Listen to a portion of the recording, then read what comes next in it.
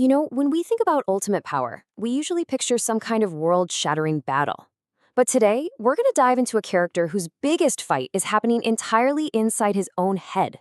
A hero whose power isn't about winning, but just remembering. So let's get right into it. I really want you to keep this question in the back of your mind as we go, because the answer, well, it's not always about epic villains or saving the day.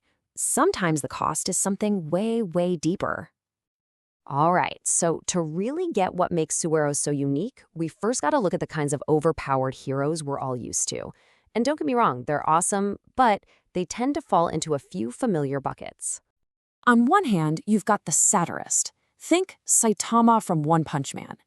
His power is so ridiculously absolute that his real enemy isn't some giant monster, it's just soul-crushing boredom. Then you've got the reality bender. This is the character who doesn't just break the rules, they rewrite the whole game. A fight ends with a thought, more like an author editing a paragraph than a hero throwing a punch. And what's interesting is that no matter how different their powers are, these heroes almost always end up in the same headspace. We're talking about that crushing existential boredom, that profound loneliness that comes from being untouchable, or even just losing the very thing that made them human to begin with. Invincibility, it turns out, has some pretty predictable side effects.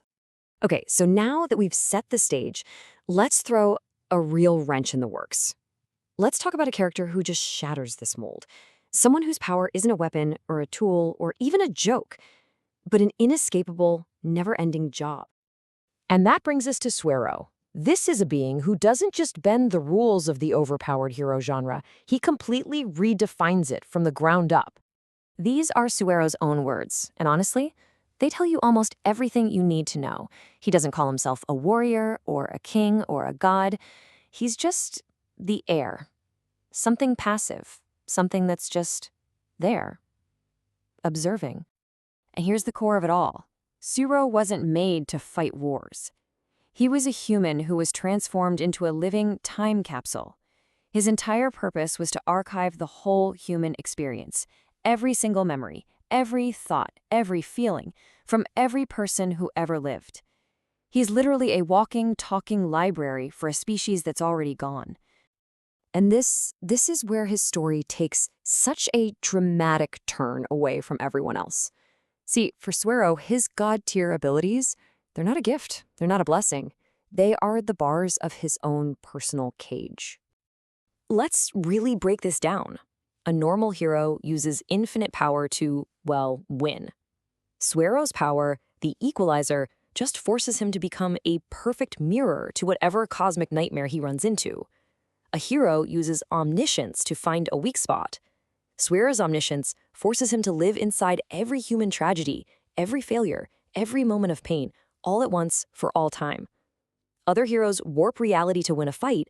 Suero does it just to keep the story of humanity from vanishing completely. This quote just gives you this raw, brutal look into what his existence is like. It's not some peaceful, all-knowing state. It's a constant, deafening scream. It's the hive mind of every awful thought, every painful memory humanity ever had, just drilling into his consciousness forever. And here's the cruelest part of his entire design. He was built to be a container for all of humanity's sorrow, but the people who made him took away his ability to actually feel it.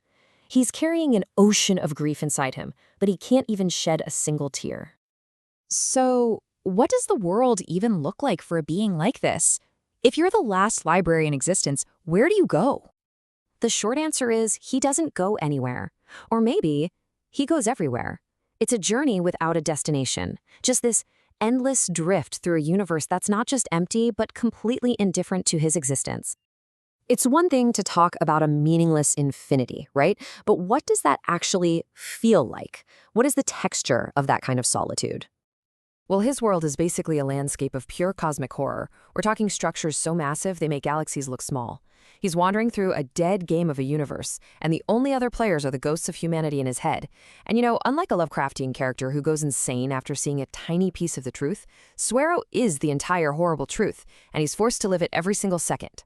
In a universe that big, the very idea of making progress, it just falls apart. So what's the takeaway here?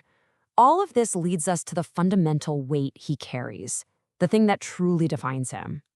Unlike any of the other characters we've talked about, his goal isn't victory. It can't be. The war was lost long before he even came to be.